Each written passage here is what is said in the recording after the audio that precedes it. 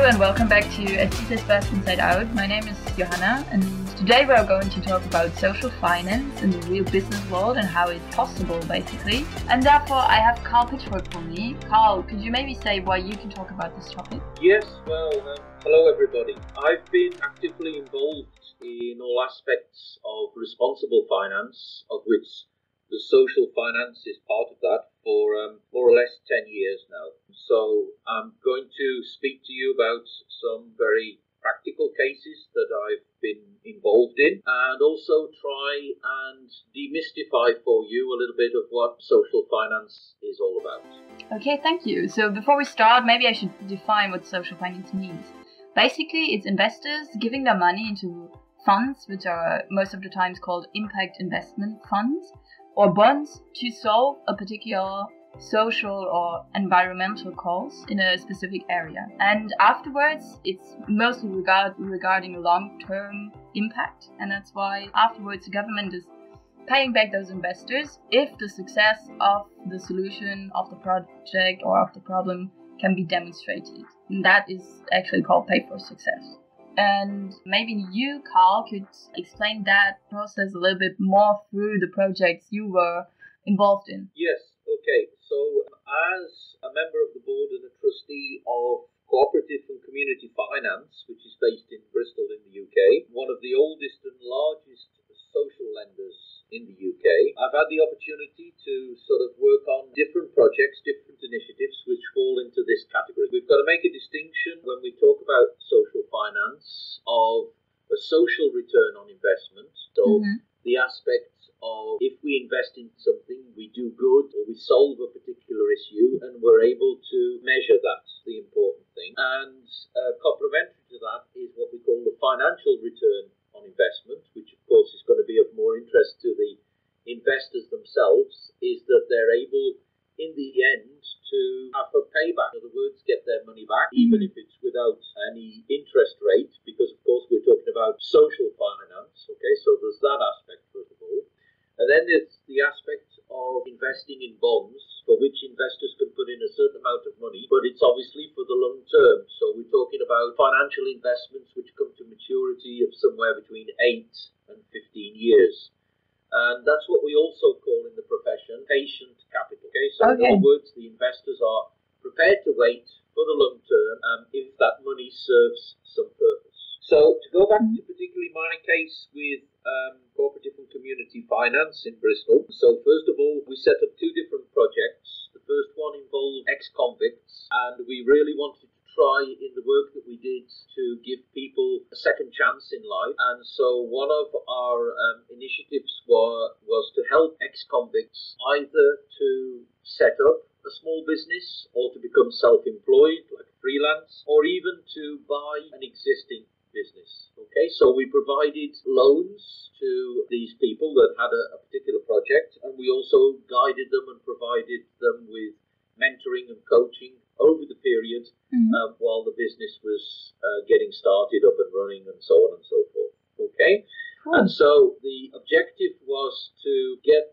these people a better footing in life, and so to get them involved in a project which could be their own business, because as you know, it's not very easy for ex-convicts to find a job once they've been through prison. And we were also able to measure that in and around the city of Bristol, where we took the numbers, the official numbers obviously from the government with regards to reoffending, going back to prison. We saw that all the cases, so we worked specifically on 15 cases. We didn't go for enormous amounts. We pinpointed really those that we could help. And out of the 15, I think today there are 12 that are really making a go of it, being successful. So obviously they haven't reoffended, they haven't gone back in prison. And of course, if everybody has an initiative like that, that means we can cut down on the numbers of reoffenders, people going back into prison. And then we are able to measure that through those statistics, but also through taxpayers' money, because the money can be used then for other purposes. Okay, so that's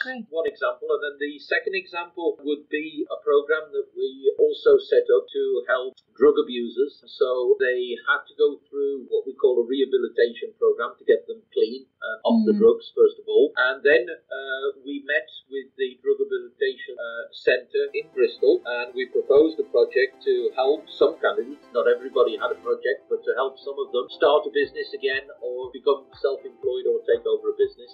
And so the same process was put in place.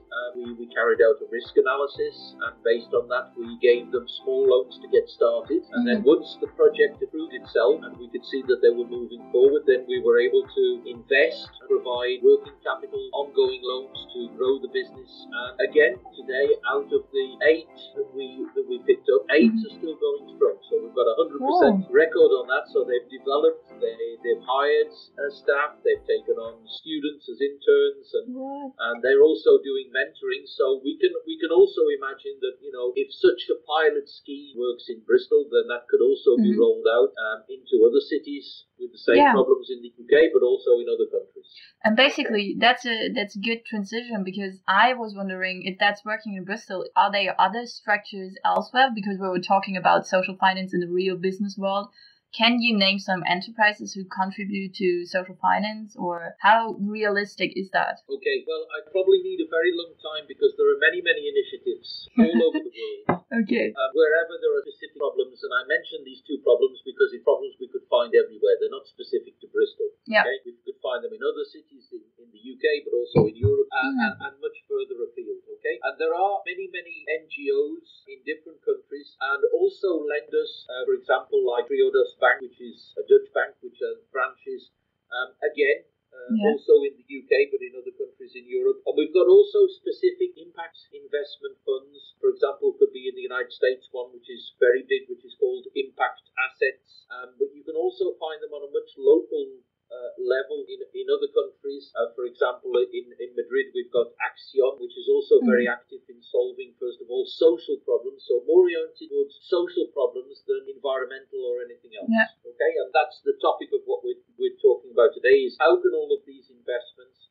how can this money be converted and put to some good and solve? It won't get rid of the problem completely, and the risk will still be there, but it's helping to solve. If everybody's got their little initiative somewhere, then it does help, you know, nationally to, when we look at the statistics, to solve an issue. I see. So when talking about our students, or talking about everybody having its little project, how is that whole subject linked to our students, and what can our students do? Yes, well, we can take it at every level. We can look at internships, but we can also look at the much larger alternance internship, which comes in the 5th year. And we're speaking with our students, not all of them, but some of them are interested in pursuing a career in what we call the non-for-profit sector. So that can obviously involve social finance, but also social entrepreneurship. Some of them have an idea of maybe in the future setting up such an initiative after they've got some experience. But I think it's also important when we talk about internships that students realise that there are other sectors than just the traditional companies. So that there are NGOs, there are funders, there are investment organisations like Triodos Bank, but also like many other initiatives, either directly involved in social finance or in what we call cooperative finance, which has got a little bit of a part in there in the social finance aspect, to show them a different world, a planet, for them to get experience and to maybe open up opportunities for a sector that they may not have considered. They might have thought, well, I want to do something, I want to do an NGO, but I don't want to travel all around the world to do that. And it's just to show them that they can get experience in some of these organisations, which also may be startups, okay? They also might be relatively new, small teams, where they're able to get involved in many more initiatives than if they joined a company which has 1,000, 2,000 employees. So basically, the advice you would give is to, first of all, try to connect to their values maybe, and look for something that has sense also. And then especially look for companies who act on a local basis, who are not working in a large multinational way, because there you have more responsibilities to take too. And indeed. So they get a little quicker, but they also see how everything fits together. And for some of our students, the values are really important, and that you mentioned something there, Joanna, which is really key. It's all about mission and being mission driven. Many young people, including our students, are also looking for a job which has a mission or a purpose.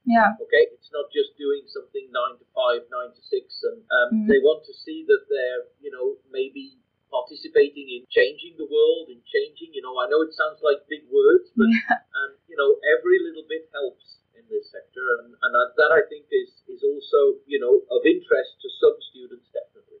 Okay, thank you. So thank you so much for your time. So to sum up, we can say that social finance is a great way to solve problems, and it is possible in the real business world, as Carl proved with his work in cooperative and community finance in Bristol.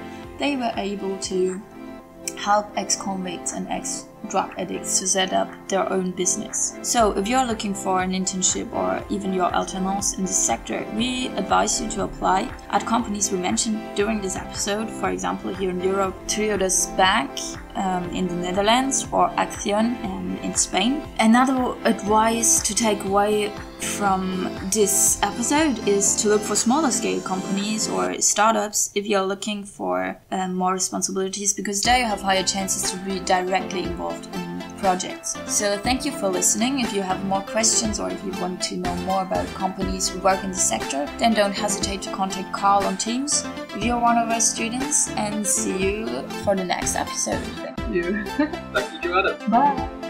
Bye.